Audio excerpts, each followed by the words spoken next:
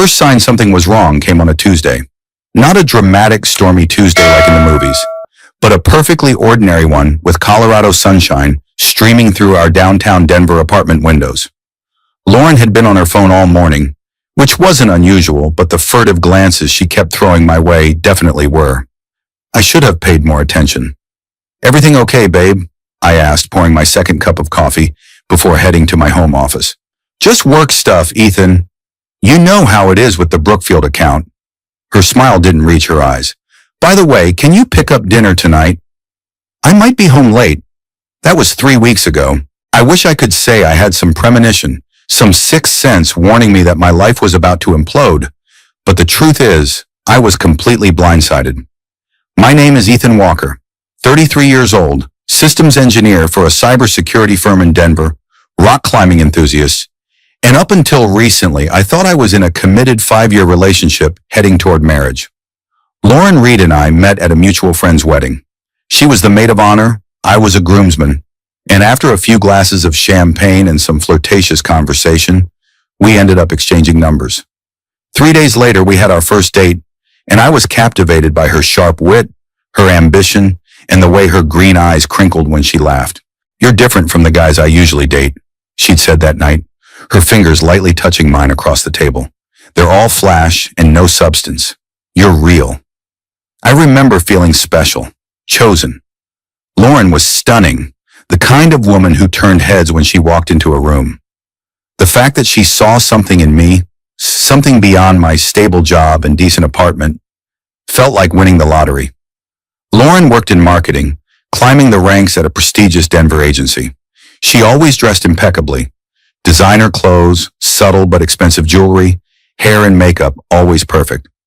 I admired her drive, the way she could walk into a room and command attention. We complemented each other well. I was the steady, reliable one. She was the dynamic force that pushed us to try new restaurants, book spontaneous weekend trips, and expand our social circle. When we moved in together after a year of dating, we merged our lives completely. We talked about marriage, about buying a house in one of Denver's up-and-coming neighborhoods, maybe even having kids in a few years. I thought we were solid. "I want to build something real with you," she'd whispered one night, her head on my chest as we lay in bed. "Something that lasts." I believed her. Why wouldn't I? She'd never given me a reason not to. Lauren suggested managing our finances jointly about 2 years into living together. "It just makes sense, Ethan," she said over dinner at our favorite Italian place. "We'll save on fees, and honestly, you're so busy with work and your climbing trips. I'm better with this stuff anyway." I didn't think much of it at the time. Lauren had majored in business before switching to marketing, and she always seemed to have a better grasp on investment opportunities and tax strategies than I did. I focused on our technical security, making sure our accounts had strong passwords, our credit was monitored, our identities protected. She handled the day-to-day financial management. It seemed like a fair division of labor in our relationship. "Just make sure I can still see all the statements," I said, sipping my Chianti. "I like to keep track of things." "Of course," she replied smoothly. "Total transparency." For the most part, our arrangement worked well. Every month, our salaries went into a joint account, bills were paid automatically, and Lauren would give me updates on our savings progress. We were doing well, building an emergency fund, contributing to retirement accounts, and saving for a down payment on a house. At least that's what she told me. Looking back, there were signs. Lauren started working later, became more protective of her phone, and our weekend getaways became more lavish. When I questioned the expenses, she'd wave away my concerns. "We're doing great, babe. I got that bonus from the Stillman campaign, remember? We should enjoy ourselves a little." One night I came home early from a work event to find Lauren hurriedly closing her laptop, her face flushed. "You scared me," she said, forcing a laugh. "I didn't expect you for another hour." "The speaker canceled," I explained, loosening my tie. "What were you working on? You look flustered." "Nothing important," she said, standing up to kiss me. "Just some projections for a new client." So boring. She changed the subject quickly, asking about my day, suggesting we open a bottle of wine. That night while Lauren slept, curiosity got the better of me. I slipped out of bed and found her laptop in her work bag. It was password protected, of course, but I knew most of her passwords, or thought I did. None of the usual combinations worked. I sat there in the dark living room staring at the login screen, feeling a strange uneasiness settle in my stomach. Why would she change her password without telling me? I didn't confront her about it. Maybe I should have. Maybe things would have turned out differently. But I trusted her, and I convinced myself that she deserved privacy, that my suspicions were unfounded. That was my first mistake. The uneasiness grew in the following weeks. Lauren started taking calls outside on the balcony, her voice too low for me to hear. She'd change the subject whenever I asked about our finances or house hunting progress. Once I came home to find her quickly shoving papers into her desk drawer, claiming they were just work stuff. I tried to convince myself it was nothing. Maybe she was planning a surprise for me, a vacation or an early proposal. Maybe she was dealing with a work crisis she didn't want to burden me with. I made excuses for her because the alternative, that the woman I loved was hiding something significant, was too painful to consider. Then came the day that changed everything. I was at the office troubleshooting a client's network security issue when my phone buzzed with a text message. It was from Lauren. "I'm leaving you. I found someone who actually has ambition and knows what he wants in life. Good luck surviving without me." I stared at the message, uncomprehending. We'd had an ordinary morning, coffee, a quick kiss goodbye, plans to try that new Thai place for dinner. There had been no arguments, no discussions about problems in our relationship. Just this. My hands trembled as I read the message again, convinced there must be some mistake. Lauren wouldn't do this. Not like this. Not after 5 years together. Not with a cold, cruel text message that offered no explanation. Before I could even process what was happening, my phone buzzed again with a bank notification. I opened it, and my stomach dropped to my feet. Our joint account, the one containing nearly $95,000, our entire savings for the past 3 years, showed a balance of $12.47. The room seemed to spin around me. I must have made a sound because my coworker, Jake, looked over with concern. "Dude, you okay? You look like you've seen a ghost." I couldn't even form words. I just turned my phone screen toward him. Jake let out a low whistle. "Holy shit, Ethan. Call the bank. Right now." My hands were shaking as I dialed the customer service number. 20 minutes of security questions and explanations later, I had my answer. Lauren had withdrawn $94,987.53 that morning, in person, at a branch downtown. As an authorized account holder, it was perfectly legal. There was nothing the bank could do. "Mr. Walker, I understand your concern," the bank representative said, her voice professionally sympathetic. "But both you and Ms. Reed are signatories on the account. She had full legal access to those funds." "But that was all our money," I said, my voice cracking. "Everything we've saved." "I'm truly sorry, sir. If you believe this is a case of fraud, you'll need to file a police report." Fraud. The word hung in the air. Was this fraud, or just the cruelest breakup in history? I tried calling Lauren, straight to voicemail. I sent texts that went unread. I called her office only to be told by a confused receptionist that Lauren had submitted her resignation the day before, effective immediately. "She seemed fine yesterday," the receptionist added, lowering her voice. "She even brought cupcakes for everyone. Said it was her birthday." It wasn't her birthday, not even close. Lauren was born in October. It was April. I left work in a daze and drove to our apartment, my mind racing. Was this really happening? Had I completely misread our entire relationship? When I got home, I found her closet half empty, her expensive makeup gone from the bathroom, and her laptop missing. But strangely, many of her things remained. Clothes, books, the framed photos of us that had decorated our living room. On the kitchen counter, her coffee mug from that morning still sat half full, lipstick smudged on the rim. A casual abandonment that somehow hurt more than if she'd cleared out completely. It was as if I'd been so insignificant that she couldn't even be bothered to fully erase her presence. Then I noticed a folder on the kitchen counter labeled House Paperwork. Inside were printouts of properties in Lake Tahoe, along with financial documents I didn't recognize. There were credit card statements with my name showing purchases I'd never made, loan applications with what appeared to be my electronic signature, and bank statements from accounts I never knew existed. My stomach churned as the reality of the situation began to sink in. This wasn't just a breakup. This was something far worse. I called Jake, who came over immediately with a bottle of whiskey and a grim expression. "We need to figure out exactly what you're dealing with," he said, setting up his laptop on my kitchen table. Jake worked in digital forensics, and I'd never been more grateful for his particular skill set. "First thing, we're checking your credit report," he said, fingers flying across the keyboard.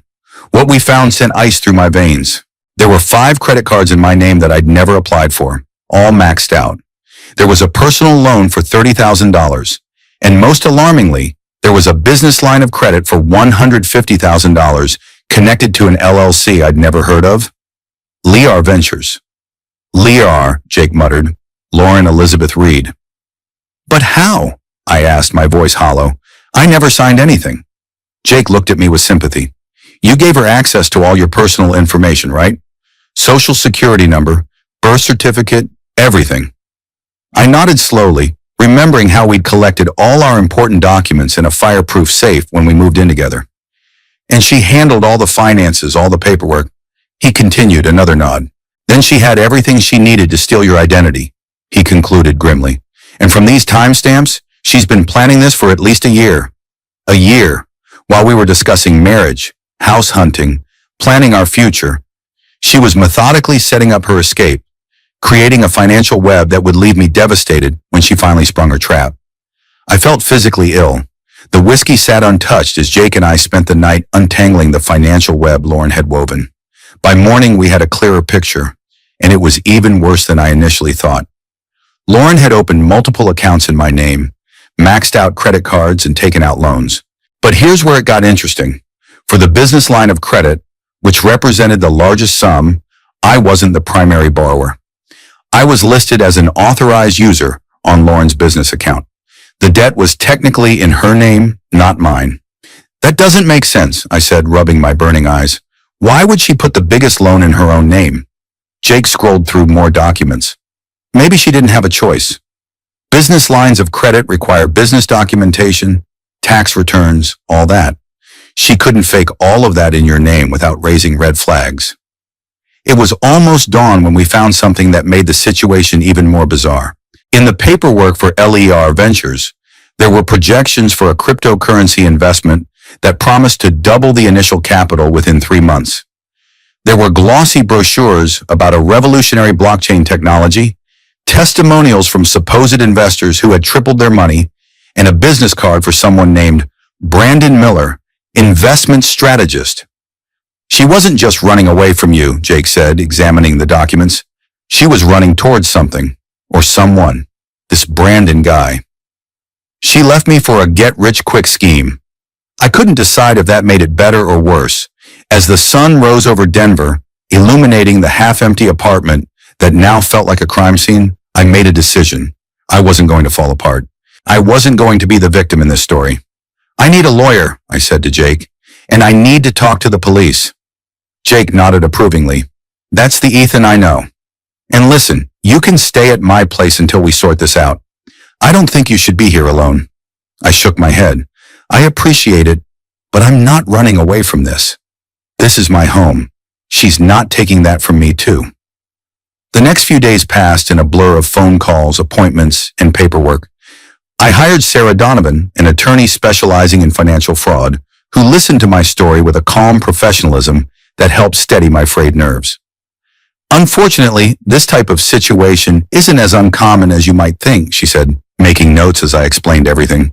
"The good news is, there's a clear paper trail. The bad news is, untangling it will take time.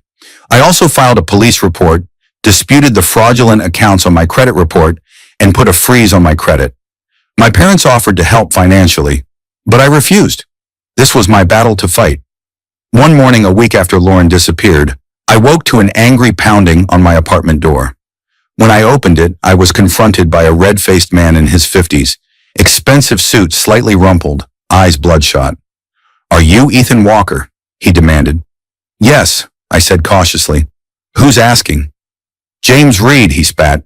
"Lauren's father. Where is she?" My mind raced. Lauren's father. She'd always told me her parents lived in Europe, that they were distant, uninvolved in her life. "I have no idea," I said honestly. "She left me a week ago, emptied our bank account and disappeared. James Reed's face went from angry to confused. What are you talking about? She told us she was living with you, that you were engaged. We ended up at a nearby coffee shop comparing notes. The picture that emerged was disturbing. Lauren had been lying to everyone in her life. Me, her parents, her friends, her co-workers. She'd told her parents we were engaged, planning a destination wedding in Hawaii. She'd told them she was a senior vice president at her agency, not a mid-level manager. She'd told them she owned our apartment outright, when in reality we rented. We haven't actually seen her in almost 2 years, James admitted, stirring his untouched coffee. She always had excuses. Work, travel, your schedule. We sent gifts for the engagement, money for the wedding. He trailed off, realization dawning in his eyes. How much? I asked gently. 50,000, he said, his voice breaking. Our retirement savings. For our only daughter's wedding. I felt a fresh wave of disgust. Lauren hadn't just betrayed me. She'd betrayed everyone who loved her. Mr. Reed, I said carefully, I think your daughter might be in serious trouble. Not just legally, but personally. This level of deception, the identity theft, the fraud, it's not normal behavior. He nodded, suddenly looking much older. Her mother always said she was troubled. Too focused on appearances, on having more than her friends. We thought she'd outgrown it. I showed him the documents Jake and I had found, the credit cards, the loans. James Reed's face grew paler with each revelation. I'm a lawyer myself, he said finally. Corporate law, not criminal, but I have colleagues who can help. We need to find her before she does more damage, to herself and to others. As James was leaving, he paused at the door. I'm sorry, Ethan, I thought. Well, from the way Lauren described you, I expected someone different. She said you were controlling, possessive, that you monitored her spending and isolated her from her friends. I stared at him, stunned. None of that is true. I know that now, he said with a sad smile. But it's what she told us to explain why we couldn't visit, why she never brought you to see us. She created a whole narrative to keep her world separate. After he left, I sat for a long time, trying to reconcile the Lauren I thought I knew with this master manipulator who had systematically deceived everyone in her life. Had any of it been real? The love, the plans, the future we talked about? Or had I just been a convenient mark, someone stable and trusting who could provide cover for her schemes? A week after Lauren's disappearance, I finally heard from her. Not directly, she didn't have the courage for that, but through social media. She posted a picture of herself on a beach, cocktail in hand, with a caption that made my blood boil. Sometimes you have to choose yourself. New life, new adventures. Blessed, once were no regrets. The man beside her in the photo had his arm draped possessively around her shoulders. Tanned with slicked back hair and a watch that probably cost more than my car, he had the smug look of someone who thought money could buy happiness. According to the location tag, they were in Las Vegas. I showed the post to Sarah during our next meeting. This could actually help us, she said thoughtfully. It demonstrates intent. She's not claiming coercion or that she feared for her safety. Common defenses in these cases. She's essentially bragging about her new life, funded by fraudulent means. Who is this guy? I asked, zooming in on the photo.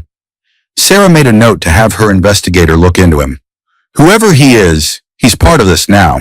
It took less than a day to identify him. Brandon Miller, self-described cryptocurrency entrepreneur with a flashy social media presence and a history of securities violations in 2 states. Lauren had traded up for a con man who made her look like an amateur. Sarah's investigator dug deeper and found that Brandon had a pattern. He targeted successful, ambitious women, promised them astronomical returns on exclusive investment opportunities, and then disappeared when the money ran out. He'd done it at least 3 times before, leaving devastated women in his wake from Seattle to Austin. He's a professional scammer, Sarah explained, and Lauren walked right into his trap, taking your money with her. There was a certain poetic justice to it, but it brought me no satisfaction. If Lauren lost all the money to Brandon, there'd be nothing left to recover, nothing to help pay off the fraudulent debts she'd created in my name. Meanwhile, I threw myself into the process of reclaiming my life. During the day, I worked my regular job, grateful for the routine, and my understanding boss who gave me flexible hours for my legal appointments. At night, I meticulously documented everything, building a case against Lauren with Sarah's guidance. I also focused on my physical health, hitting the climbing gym with a new intensity. There was something therapeutic about pushing my body to its limits, about focusing solely on the next hold, the next move. On the wall, the world narrowed to the task at hand, and Lauren's betrayal couldn't touch me. 3 weeks after she left, I got another text from Lauren. "Ethan, we need to talk. The bank is saying I owe them money." I showed the message to Sarah before responding. "Let her stew," my lawyer advised. "She's realizing there are consequences to her actions. The bank is probably calling in the business line of credit." "But shouldn't I find out what she knows?" I asked. Sarah shook her head. "Anything you say to her could be used against you later. Let me handle all communication." I agreed, but Lauren was persistent. When I didn't respond to her text, she started calling, leaving increasingly desperate voicemails. "Ethan, please. I know you're angry, but this is serious. Call me back. The bank is threatening legal action, Ethan. This affects you too. For God's sake, Ethan, we lived together for 4 years. You owe me at least a conversation." That last one made me laugh out loud, a harsh sound in my empty apartment. I owed her nothing. The calls continued, growing more frantic. One night, after a particularly grueling climbing session, I came home to find my apartment door ajar. My heart pounded as I cautiously pushed it open, half expecting to find a burglar. Instead, I found Lauren, sitting on our couch, her face tear-stained, clutching a glass of wine. "How did you get in here?" I demanded, my voice cold. She looked up, startled. "I still have my key," she said, as if that explained everything, as if she had a right to be here. "You need to leave," and I said, pulling out my phone. "Now, or I'm calling the police." "Please, Ethan," she said, setting down the wine glass and standing up. "Just hear me out. Everything's falling apart." "And whose fault is that?"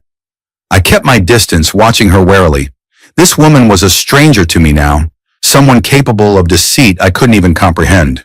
"It wasn't supposed to be like this," she said, tears streaming down her face. "Brandon said his crypto investment was guaranteed. He showed me the projections, the returns from his other clients. We were going to double our money in 3 months, then I'd put it all back before you even noticed." I stared at her, incredulous. "Before I noticed." "Lauren, you emptied our entire savings account. You opened fraudulent credit cards in my name. You stole from your own parents. How exactly was I not going to notice?" She had the decency to look ashamed, at least for a moment. "I got carried away, but Brandon promised." "Brandon," I interrupted, "the guy with securities violations in Nevada and Arizona." "That Brandon?" Her eyes widened. "How do you know about that?" "I know a lot more than you think, Lauren. I know about the credit cards, the loans, the LLC. I know you've been planning this for at least a year." "That's not true. It only started when I met Brandon 6 months ago." She caught herself too late, realizing she'd admitted to months of deception. 6 months, I repeated flatly. "While we were discussing marriage, house hunting, planning our future, you were planning to rob me blind." "I was going to pay it all back," she insisted. "But now Brandon's investment is stalled, and the bank is demanding payment on the business loan, and they're saying they'll press charges for fraud if I don't pay immediately." "What did you expect, Lauren? That's what happens when you commit fraud." She stepped toward me, eyes pleading. "You can help me, Ethan.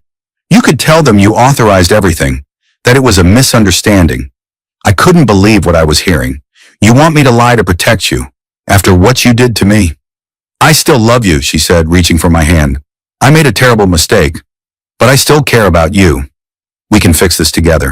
I recoiled from her touch, disgusted by her manipulation. "Get out," I said, my voice low and dangerous. "Get out now, or I swear to God I will call the police and have you arrested for breaking and entering, on top of the fraud charges you're already facing." She stared at me for a long moment, then gathered her purse and moved toward the door. "You'll regret this, Ethan, when they come after you for those credit cards. I've already reported them as fraudulent," I said calmly, "and I have documentation proving I didn't open them. You're the only one who's going to face consequences here, Lauren." As she walked past me, I noticed something that turned my blood cold. Her purse was unzipped, and inside I could see a stack of mail. My mail, which had been disappearing from the building's mailroom for weeks. "Give me my mail," I said, blocking her path. "What are you talking about?" she said, trying to push past me. I grabbed her purse, ignoring her protests, and pulled out the stack of envelopes. Bank statements, credit card bills, a letter from my parents, all addressed to me, all stolen from my mailbox. Mail theft is a federal crime, Lauren, I said, my voice shaking with anger. Get out of my apartment now, before I add that to the police report. You wouldn't dare, she hissed, her tearful vulnerability suddenly replaced by cold fury. After everything we've been through, you'd really send me to jail. You didn't think twice about destroying my financial future, I replied evenly. Why should I care about yours? For a moment, I thought she might lunge at me. Her eyes narrowed to slits, her hands curled into fists at her sides. Then just as quickly, the fight seemed to drain out of her. You'll be sorry, she whispered, a final impotent threat, when you realize what you've lost.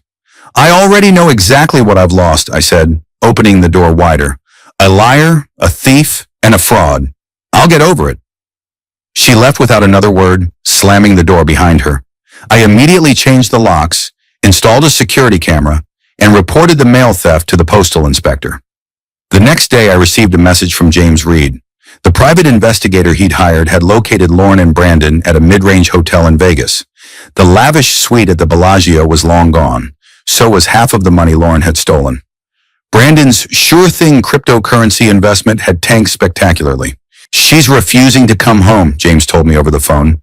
Says she just needs more time for the investment to recover. I tried to explain to her that she's facing serious criminal charges, but she won't listen.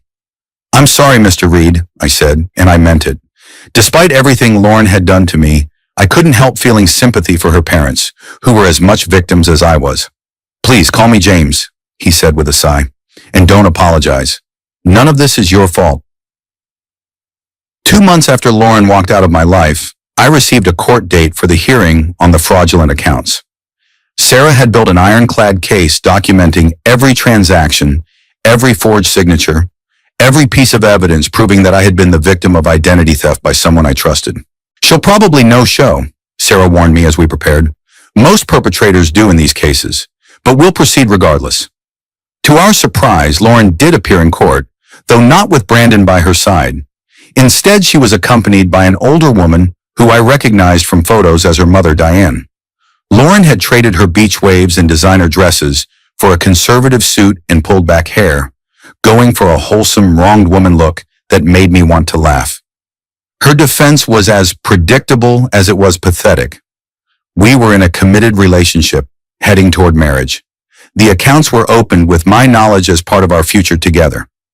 The business was a joint venture that I had abandoned, leaving her to face the consequences alone. She even cried on cue when describing how I had changed in the last year of our relationship, becoming controlling and suspicious. Mr. Walker began monitoring my spending, she told the judge, dabbing at her eyes with a tissue. He insisted I account for every dollar. When I tried to build a business that would support us both, he became angry, accusatory. I sat there, stunned by the audacity of her lies. The Lauren on the witness stand was a complete stranger, a meek, victimized woman, nothing like the confident, ambitious partner I'd loved for 5 years. Then Sarah presented our evidence. Bank records showing the systematic emptying of accounts on the day Lauren left. Security footage from the bank showing Lauren making the withdrawal alone. Text messages she had sent me gloating about her new life. Social media posts with Brandon, dated just days after she cleaned out our accounts. Her breaking into my apartment and stealing my mail. And most damning of all, Lauren's own text, "I'm leaving you. Good luck surviving without me." As Sarah methodically dismantled Lauren's story, I watched my ex-girlfriend's face. The vulnerability disappeared, replaced by a cold calculation as she realized her performance wasn't working. She whispered urgently to her lawyer, who looked increasingly uncomfortable. When it was my turn to testify, I spoke plainly, without embellishment. I described our relationship, her suggestion that she manage our finances, the discovery of the fraud. I produced emails, text messages, joint account statements, a paper trail that contradicted every claim Lauren had made. And at any point, Mr. Walker, did you authorize Miss Reed to open credit accounts in your name? Sarah asked. No, never, I replied firmly. Did you authorize her to withdraw the entirety of your joint savings? No. Did you agree to be part of LER Ventures or any business venture with Ms. Reed? Absolutely not. Lauren's lawyer had few questions for me, recognizing the futility of cross-examination in the face of such overwhelming evidence. As I stepped down from the witness stand, Lauren caught my eye, her gaze venomous. I looked away, refusing to engage. The judge, a no-nonsense woman in her 60s, was unimpressed by Lauren's tears. She ruled entirely in my favor, clearing me of all fraudulent debts, ordering Lauren to repay the stolen funds, and referring the case to the district attorney for potential criminal charges. The evidence clearly shows that Ms. Reed engaged in a systematic pattern of fraud and identity theft, the judge stated. Mr. Walker is the victim here, not a co-conspirator. Furthermore, Ms. Reed's attempt to manipulate this court with a fabricated narrative of abuse is deeply troubling and undermines her credibility entirely. As we left the courtroom, I passed Lauren in the hallway. She was arguing with her mother, who looked devastated. "You told me this was a misunderstanding," I overheard Diane saying. "You told me Ethan was trying to take advantage of you." "Mom, please, I can explain." "Your father and I mortgaged our house to pay your legal fees, Lauren. What were you thinking?" Our eyes met over her mother's shoulder. For a moment, I saw a flicker of the woman I thought I'd known. Vulnerable, human, regretful. Then her gaze hardened, and she turned away. I didn't feel the vindication I expected, just a profound sense of loss for the future I'd thought we were building, and relief that I could finally move forward. The aftermath was both easier and harder than I expected. My credit was restored, the fraudulent accounts were removed from my record, and Lauren was ordered to pay restitution, though I had few illusions about ever seeing that money again. The district attorney decided to pursue criminal charges, especially after the mail theft came to light. Lauren initially fought the charges, maintaining her innocence despite the overwhelming evidence. While the legal process dragged on, I focused on rebuilding. I moved to a smaller apartment in a different neighborhood, one without memories of Lauren in every corner. I threw myself into work, earning a promotion that came with a significant raise. I spent weekends climbing in the mountains that had always been my sanctuary. 6 months after our court hearing, I received a call from Sarah. Lauren took a plea deal, she told me. The DA offered her a choice: trial on multiple felony counts with potential jail time, or a plea to lesser charges with probation, community service, and mandatory restitution. "Let me guess," I said. She took the plea. "Yes, but with a twist," Sarah replied. "The business line of credit is still an issue. The bank is pursuing separate civil action against her. They're freezing her assets, garnishing her wages, whatever she manages to earn after all this." "What about Brandon? Is he helping her?" Sarah laughed humorlessly.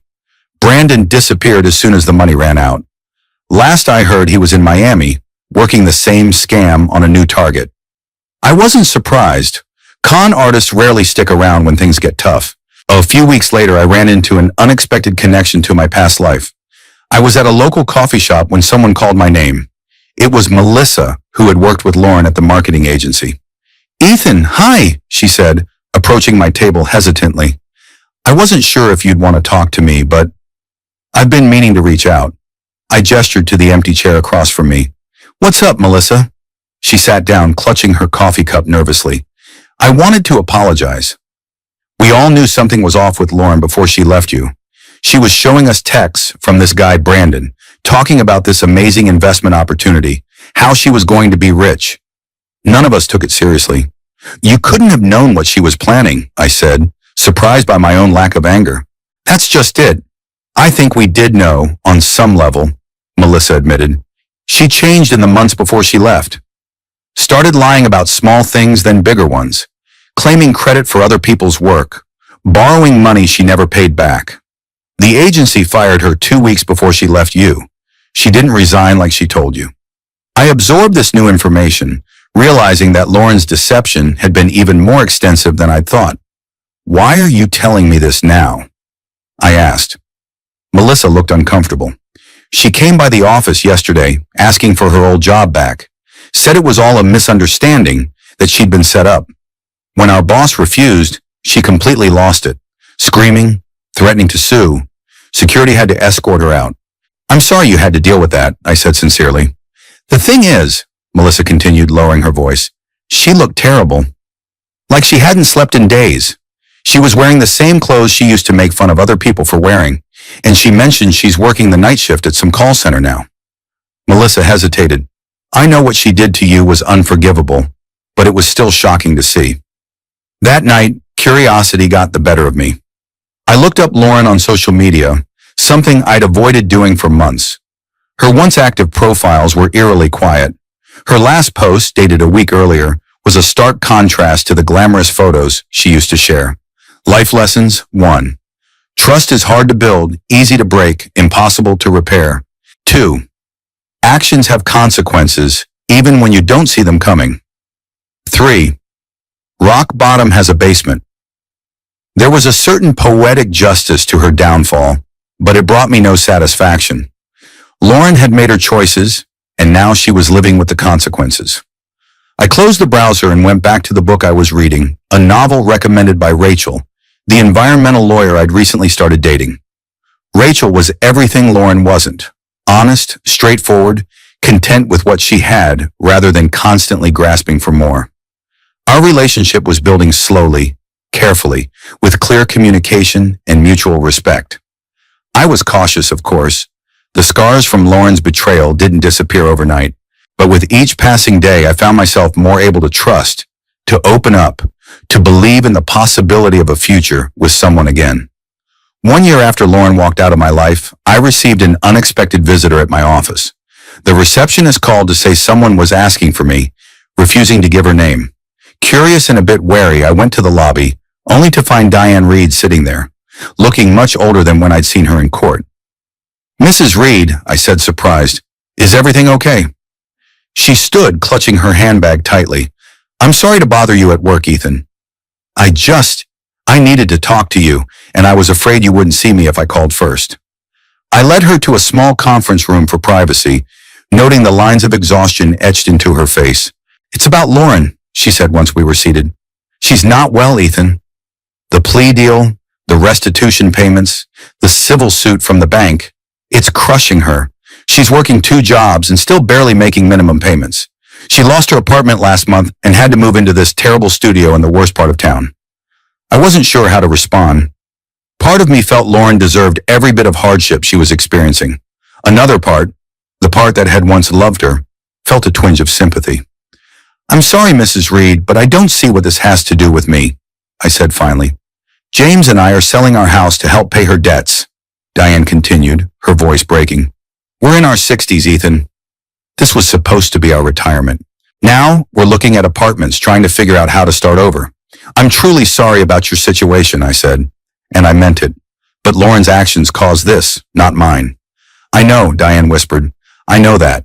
I'm not here to ask for forgiveness or money. I needed you to know that she's suffering, that there are consequences, that it wasn't all for nothing. I nodded slowly, understanding the mother's need for some meaning in this disaster. I never wanted anyone to suffer, Mrs. Reed. Not even Lauren, despite what she did. I just wanted my life back. And you have it back, she said with a sad smile. You look well, Ethan.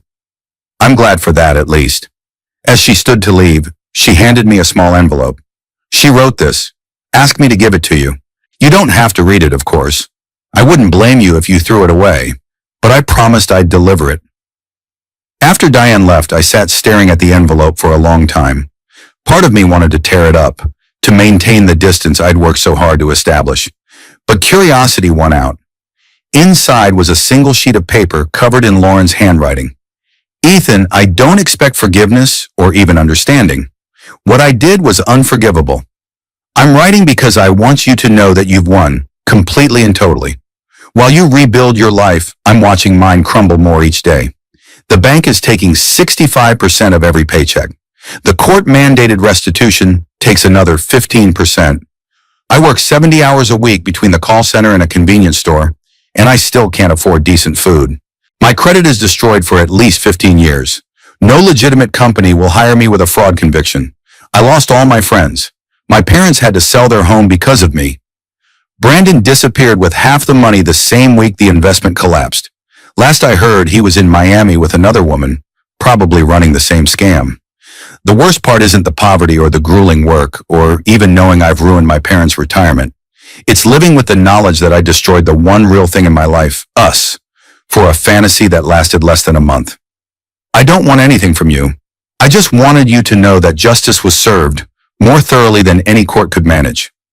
Lauren, I folded the letter and put it back in the envelope, feeling a complex mixture of emotions. There was no satisfaction in Lauren's suffering, no vindication in her downfall. Just the sad reality of a life derailed by greed, impulsivity, and poor choices. 2 years after Lauren's betrayal, I was in a good place. Rachel and I had moved in together, taking our time, building a relationship based on honesty and mutual respect. My career had taken an unexpected turn when a client offered me a position heading their cybersecurity division, with a substantial salary increase and equity in the company. I'd discovered a passion for mentoring younger engineers, finding satisfaction in helping others navigate technical challenges. Most surprisingly, Lauren's betrayal had led me to volunteer with a nonprofit that helped victims of financial fraud. Once a month, I shared my story with others who had experienced similar betrayals, offering practical advice on recovery and the reassurance that the pain wouldn't last forever. You should be proud of yourself, Rachel said one evening as we sat on our back deck, watching the sunset paint the sky in shades of orange and pink. Most people wouldn't have turned that experience into something positive. I shrugged but accepted the compliment. I had good people in my corner. Jake, Sarah, my parents, you. Still, she persisted, it would have been easier to just shut down, become bitter. Nobody would have blamed you. Maybe, I acknowledged, but that would have meant letting her win, letting what she did define me forever. Rachel leaned her head against my shoulder. Do you ever wonder what happened to her? I hesitated. I hadn't told Rachel about Diane's visit or Lauren's letter. It had seemed like reopening a wound that was finally healing. I heard she's working at a call center, I said finally. Night shift. Living paycheck to paycheck. The banks and the court take most of what she earns. Rachel was quiet for a moment. It's hard to feel sorry for her, but that's a tough way to live. It was her choice, I said, my voice firm. Every step of the way, she chose deception over honesty, greed over love, the easy path over the right one. We lapsed into comfortable silence, watching as the last rays of sun disappeared behind the mountains. I thought about the strange, twisted journey that had brought me here. If Lauren hadn't betrayed me, we might still be together, living in a web of lies I never would have uncovered until it was too late. Her betrayal, painful as it was, had freed me to build a more authentic life. 3 years after Lauren walked out of my life, I received an unusual request. A producer from a true crime podcast wanted to interview me about my experience with Lauren. Apparently, she had become somewhat infamous in financial fraud circles, a cautionary tale of romance used as a vehicle for theft. I declined the interview. My story wasn't entertainment, and I had no desire to relive those painful months for an audience of true crime enthusiasts. But the request did make me curious about where Lauren was now, 3 years after her spectacular fall from grace. I didn't have to look far. A quick internet search revealed that Lauren was still in Denver, still working at the same call center, still living under the weight of her restitution payments and the civil judgment from the bank. According to a local news article about the impact of fraud convictions on employment, she was featured as a case study, unnamed, but the details matched her situation perfectly. She was described as living in a studio apartment in East Denver, working overnight shifts answering customer service calls and surrendering over 70% of her income to court-ordered payments. The article included a photo of her apartment building, a rundown complex in a neighborhood I would never have associated with the Lauren I knew, who had turned up her nose at anything less than luxury. The journalist described her subject's living conditions as sparse and functional, with no decorative touches or personal items, just the basics needed for survival. I closed the browser, feeling that same complicated mix of emotions, a tinge of sympathy overwhelmed by the knowledge that she had brought this on herself, on her parents, on me. That weekend, Rachel and I went hiking in the mountains outside Denver, one of our favorite Saturday activities. We were on our way back to the parking lot when I spotted a familiar figure ahead on the trail. A woman with her hair pulled back in a ponytail, wearing worn hiking boots and a faded jacket that had seen better days. "What's wrong?" Rachel asked, noticing my sudden tension. "It's Lauren," I said quietly, nodding toward the woman who was now bending to retie her bootlace. "Do you want to turn around? Take a different trail back." Rachel's voice was concerned but not jealous, one of the many things I loved about her. I considered it for a moment, then shook my head. No, it's been 3 years. I'm not hiding from my own past. We continued down the trail, inevitably catching up to Lauren, who was moving slowly, as if tired or out of practice on the mountain paths she had once navigated with ease. As we approached, I saw her stiffen, recognizing my footsteps perhaps, or sensing our presence. She turned, and for the first time in 3 years, we were face to face. The woman before me bore little resemblance to the Lauren I had known. Her face was thinner, with fine lines around her eyes that hadn't been there before. Her expensive highlights were gone, replaced by her natural brown color with threads of gray. She was still beautiful in a worn, haunted way, but the confident glow that had once defined her was extinguished. "Ethan," she said, her voice barely above a whisper. "I didn't expect to see you here." "It's a popular trail," I replied, my tone neutral. "This is Rachel." "Rachel, this is Lauren." Rachel nodded politely but said nothing. Lauren's eyes flickered to her, taking in her easy confidence, her genuine smile, the way she stood close to me without being possessive. "It's nice to meet you," Lauren said finally, her voice hollow. "I should go. I'm meeting someone." The lie was transparent. She was alone, as she had been on the trail all morning. "Take care, Lauren," I said, and I meant it. Despite everything, I didn't wish her ill. She nodded, then hesitated. "I hope you're happy, Ethan. You deserve it." Before I could respond, she was walking away, her shoulders hunched against a cold wind that existed only for her. "That was intense," Rachel said softly as we continued toward the parking lot. "Are you okay?" I took her hand, feeling its warmth and strength. "I'm fine. Better than fine, actually." "She looks broken," Rachel observed. "She broke herself," I replied, but without malice. "Every choice has consequences." As we reached our car, I glanced back up the trail. Lauren was a distant figure now, still moving slowly, still alone. I felt a moment of profound gratitude for my own life, for Rachel, for my career, for the peace I had found after the storm of Lauren's betrayal. That evening, we had dinner with friends, laughing over good food and wine, sharing stories and plans for the future. Lauren's ghost no longer haunted me. Her text, "I'm leaving you. Good luck surviving without me," had become almost funny in retrospect. I hadn't just survived without her, I had thrived. The next month, I received an unexpected email from James Reed. He and Diane had downsized to a small condo in Boulder, adjusting to their new financial reality with remarkable grace. "I wanted to let you know that Lauren is finally getting some help," he wrote. "She's seeing a therapist regularly as part of her probation requirements. The therapist thinks she has narcissistic personality disorder, along with a gambling addiction that the cryptocurrency schemes triggered. It doesn't excuse what she did, of course, but it helps us understand it a little better." James went on to explain that Lauren was still working her 2 jobs, still living in her cramped studio, still surrendering most of her income to restitution in the bank. But she had recently started attending Gamblers Anonymous meetings and was, in his words, showing glimmers of the daughter we used to know, before the materialistic obsession took over. I wrote back a brief, polite response, wishing them well. I had no desire to be involved in Lauren's redemption arc, if that's what this was. My life had moved on, and I wanted to keep it that way. A week later, I was at the grocery store when I spotted a familiar figure in the discount aisle, comparing prices on generic cereal boxes. Lauren was dressed in a faded uniform shirt from the convenience store where she worked her second job, dark circles under her eyes suggesting she'd just finished a night shift at the call center. She looked exhausted, defeated in a way I'd never seen during our relationship. I could have turned around, avoided her altogether, but something, curiosity, closure, maybe just human decency, made me approach. "Lauren," I said quietly. She looked up, startled, then embarrassed. "Ethan, I wasn't expecting to see you here. It's the closest store to my office," I explained. There was an awkward pause. "Your dad emailed me, said you're getting some help." She nodded, not meeting my eyes.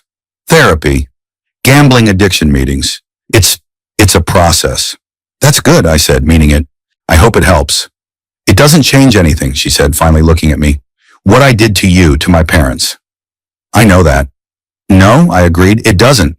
But it might help you build something better going forward." She gave a bitter laugh. "Forward, right. With my fraud conviction, my ruined credit, my garnished wages. Not much of a future there. You're alive, I said simply. You have your parents. You have time. That's more than a lot of people have. She studied me for a moment, really seeing me perhaps for the first time since our breakup. You really are the better person, Ethan. I think I always knew that, even when I was doing what I did. I shrugged, uncomfortable with the direction of the conversation. I should go. Take care of yourself, Lauren. As I walked away, she called after me, her voice small in the cavernous store. I'm sorry, Ethan, for everything. I know it doesn't matter now, but I am truly sorry. I nodded without turning back. I know. And I did know, but knowing didn't change anything. It didn't erase the betrayal, the theft, the lies. It didn't restore her parents' retirement savings or erase her criminal record. It didn't rebuild the trust I'd once placed in her. That night, I told Rachel about the encounter.